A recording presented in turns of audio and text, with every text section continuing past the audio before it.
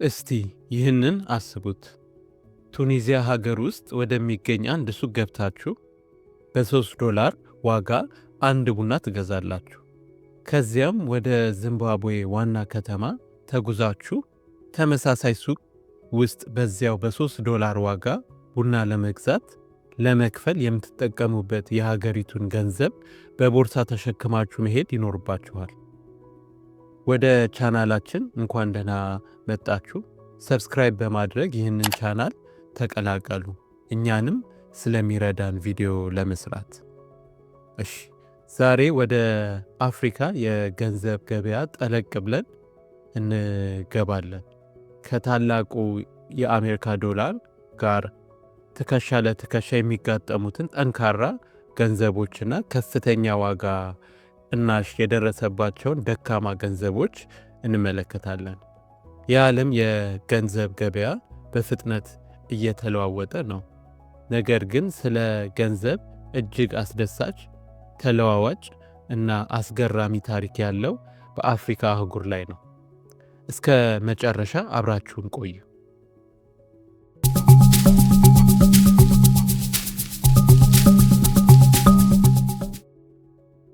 ጠንካራ ገንዘብ ማለት ምን ማለት ነው? ጠንካራ ገንዘብ መኖር ማለት የግድ ሀገሪቱ ሀብታም ናት ማለት ላይሆን ይችላል። ነገሩ ውስብስብና ከፖለቲካ ጋር የተያያዘ ነው። የኢኮኖሚ ባለሙያዎች ስለ ጠንካራ ገንዘብ ሲያወሩ ትርጉሙ የገንዘቡ አንድ የአሜሪካ ዶላር ወይም ዩሮ ካሉ ትልልቅ ገንዘቦች አንጻር ያለው የመግዛት አቅም ማለት ነው። አንድ አገር ውስጥ ገንዘብ ብዙ ዶላር መግዛት ከቻለ ጠንካራ ይባላል። ግን ጠንካራ ገንዘብ ማለት የግድ ኢኮኖሚ እያደገ ነው ማለት አይደለም። አንዳንድ ጊዜ መንግስታት የገንዘባቸውን ዋጋ ከነዳጅ ሽያጭ ጋር አጣብቀው ስለሚያያይዙት ሊጠነክር ይችላል። በሌላ በኩል ደካማ ገንዘብ መኖር ሀገራት ምርቶቻቸውን ለዓለም ገበያ በርካሽ ዋጋ ለማቅረብ ሊረዳቸው ይችላል። የአፍሪካን ጠንካራ ገንዘቦች በመጀመሪያ እንመልከት። እነዚህ ገንዘቦች $1 ለመግዛት በጣም ጥቂት የገንዘብ መጠን የሚጠይቁ ናቸው። በሦስተኛ ደረጃ ላይ የሚገኘው የሞሮኮ ድርሃም ሲሆን አንድ የአሜሪካን ዶላር 9.22 የሞሮኮ ድርሃም አካባቢ በ2026 ይተመናል። ሞሮኮ አስደናቂ የሆነ የገንዘብ መረጋጋት ማሳየት ችላለች። የሞሮኮ ድርሃም ሙሉ በሙሉ በገበያ የሚወሰን ሳይሆን መንግስት ከዩሮ እና ከዶላር ጋር በማነጻጸር ዋጋውን ይቆጣጠረዋል። ሞሮኮ በቱሪዝም፣ በፎስፌት ምርትና በመኪና ማምረት ዘርፎች ያላት ስኬት ገንዘቧ ጠንካራ ሆኖ እንዲቀጥል ረድቷታል። በሁለተኛ ደረጃ ላይ የሚገኘው በአፍሪካ እጅግ ጠንካራ የሆነው የሊቢያ ዲናር ነው። አንድ የአሜሪካን ዶላር 4.8 የሊቢያ ዲናር አካባቢ በ2026 ይተመናል። ሊቢያ በፖለቲካዊ መልኩ ብዙ ፈተናዎች ቢኖርባትም ገንዘቧ ግን አሁንም ጠንካራ ነው። ለምን ብትሉ ምክንያቱ አንድ ነው፣ ነዳጅ። የሊቢያ ማዕከላዊ ባንክ ከነዳጅ ሽያጭ ያጠራቀመው ከፍተኛ የውጭ ምንዛሬ ስላለ የሊቢያ ዲናር ዋጋ በግዴታ ከፍ አድርጎ መያዝ ችሏል። እናም በ2026 የአፍሪካ ቁጥር 1 ጠንካራ ገንዘብ ሆኖ የቀጠለው የቱኒዚያ ዲናር ነው። አንድ የአሜሪካን ዶላር 3.1 የቱኒዚያ ዲናር አካባቢ በ2026 ይተመናል። ቱኒዚያ ይህንን ደረጃ ለብዙ ዓመት ይዛ ቆይታለች። ሀገሪቱ ከአውሮፓ ጋር ያላት የንግድ ትስስር እና የማዕከላዊ ባንኳ የሚከተለው ጥብቅ ቁጥጥር ገንዘቧን ከዶላር አንጻር ሳይቀንስ እንዲቆይ አድርጎታል። አሁን ደግሞ ወደ ሌላኛው ገጽታ እንዞራለን። እነዚህ ገንዘቦች በከፍተኛ ዋጋ ግሽበት፣ በፖለቲካ አለመረጋጋት ወይም በጦርነት ምክንያት ዋጋቸው የወረደባቸው ናቸው። የአንድ አገር ገንዘብ ዋጋ ሲረክስ ትልቅ የሰብአዊ ቀውስ ይከተላል። የሰዎች ቁጠባ ዋጋ ያጣል። እንደ መድኃኒትና ነዳጅ ያሉ መሰረታዊ ነገሮች ከውጭ ለማስገባት እጅግ ውድ ይሆንባቸዋል ሀገሮች። በምዕራብ አፍሪካ የሚገኙት የአፍሪካ ደካማ ገንዘብ ያላቸው ሀገሮች አንዱ የጊኒ ፍራንክ ነው።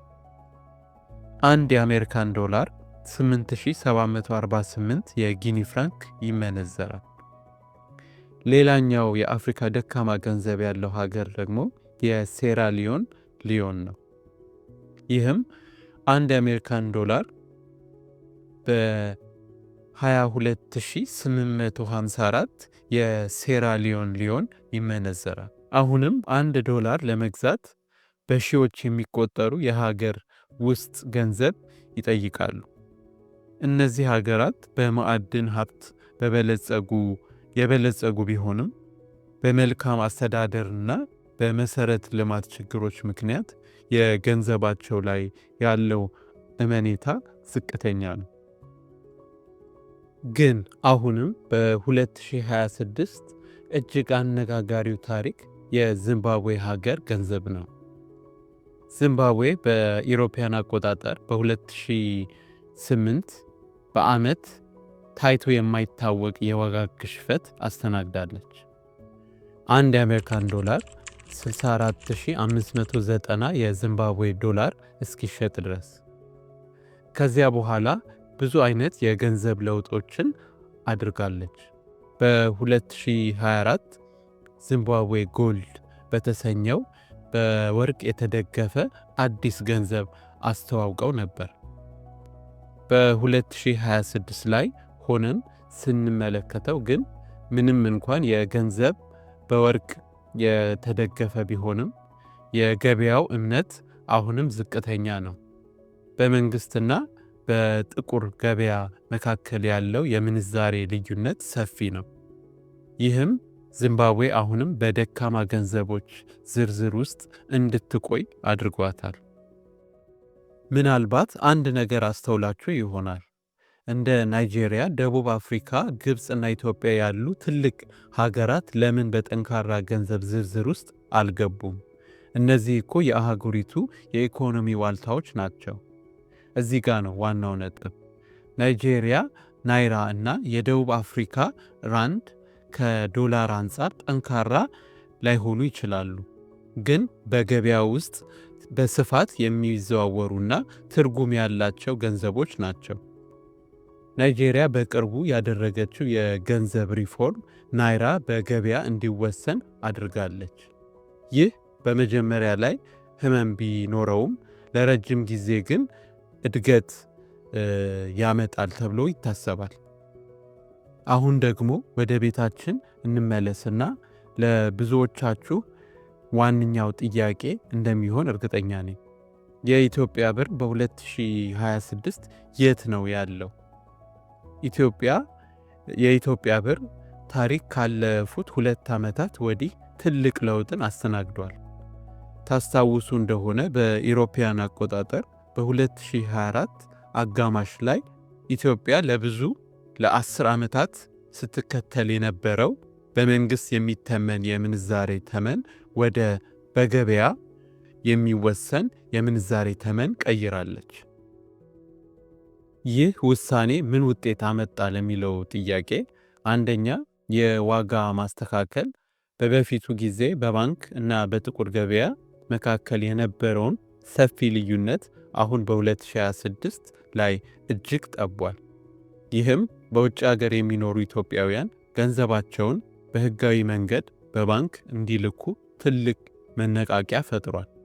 ሁለተኛ ደግሞ የኑሮ ውድነት ፈተና። በእርግጥ ብር ከዶላር አንጻር የሚገዛው አቅም ቀንሷል። ይህም እንደ ነዳጅና ከውጭ የሚገቡ ቁሳቁሶች ላይ የዋጋ ጭማሪ አስከትሏል። ይህ ለሁላችንም ከባድና ፈተና እንደሆነ ይታወቃል። በሶስተኛ ደግሞ የውጭ ኢንቨስትመንት። በሌላ በኩል የምንዛሬ ተመኑ በገበያው መወሰኑ ብዙ የውጭ ኩባንያዎች ወደ ኢትዮጵያ መጥተው ኢንቨስት እንዲያደርጉ በር ከፍቷል። ምክንያቱም በፈለጉት ጊዜ ትርፋቸውን ወደ ዶላር ቀይረው መውሰድ እንደሚችሉ መተማመኛ ስላገኙ ነው። በ2026 የኢትዮጵያ ብር እንደ ቱኒዚያ ዲናር ጠንካራ ባይባልም የኢኮኖሚ ባለሙያዎች ግን አሁን ያለው ተመን እውነተኛ ነው ይላሉ። ከአሁን በኋላ ሰው ሰራሽ በሆነ መንገድ ተመን አይያዝ። ይህም የሀገሪቱን ምርቶች ወደ ውጪ ለመላክ ኤክስፖርት ለማድረግ ትልቅ እድል እየፈጠረ ይገኛል። ባጭሩ የኢትዮጵያ ብር አሁን ያለበት ሁኔታ የመሸጋገሪያ ወቅት ላይ ነው ማለት ይቻላል።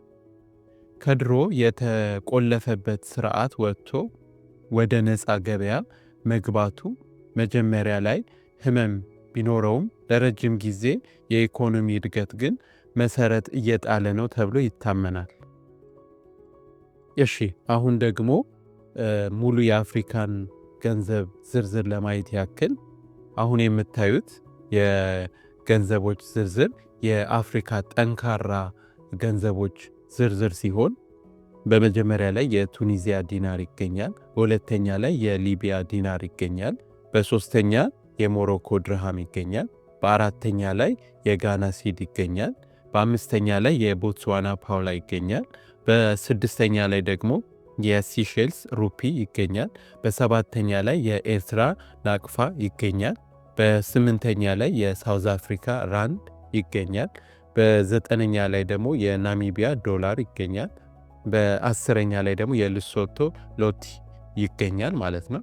እነዚህ ከአንድ ዶላር ምንዛሪያቸው ጋርና ከሀገር ስማቸው ጋር የምታዩት ዝርዝሮች የአፍሪካ ጠንካራ ገንዘቦች ዝርዝር ሲሆን በሁለተኛ ደግሞ የአፍሪካን ደካማ ገንዘቦች ዝርዝር ለማየት እንሞክራለን። አሁን የምታዩት ዝርዝር ከአፍሪካ ደካማ ሀገሮች ዝርዝር ሲሆን በመጀመሪያ ላይ የሴራሊዮን ሊዮን ይገኛል። የጊኒ ፍራንክ በሁለተኛ ይገኛል። የማላጋሲ አሪያሪ የማዳጋስካር ገንዘብ ይገኛል። በአራተኛ ላይ ኡጋንዳ፣ ብሩንዲ፣ ታንዛኒያ እያለ ይወርዳል። የኢትዮጵያን ደረጃ ለማግኘት ከአፍሪካ ደካማ ገንዘቦች ዝርዝር መካከል 18ኛ ላይ የኢትዮጵያ ብር ይገኛል።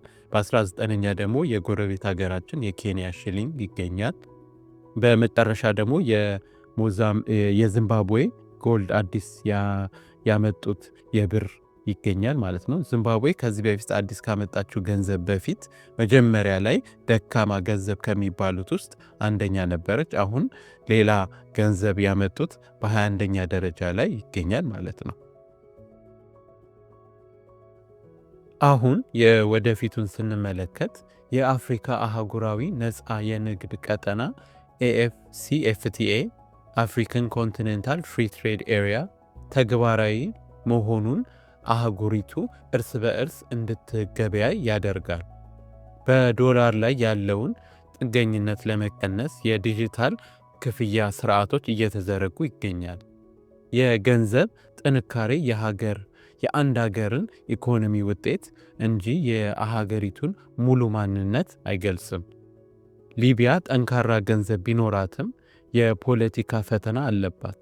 በሌላ በኩል ደግሞ ኬንያ ደካማ የሚባል ገንዘብ ቢኖራትም የቴክኖሎጂ ዘርፏ እያደገ ይገኛል። እውነተኛው የኢኮኖሚ ጥንካሬ የሚለካው በምርታማነት፣ በሰላም፣ በህዝቦች ሥራ እንጂ በባንክ ቁጥር ብቻ አይደለም። እናንተስ ምን ታስባላችሁ? የምንዛሬው ግሽፈት በኑሯችሁ ላይ ምን አይነት ተጽዕኖ አሳደረ ለሚለው ጥያቄ በኮሜንት ሴክሽን መስጫው ላይ አሳውቁን። ቪዲዮውን ከወደዳችሁት ላይክ ማድረጋችሁንና ሰብስክራይብ ማድረጋችሁን እንዳትረሱ። በሚቀጥለው ቪዲዮ እስክንገናኝ ቻው።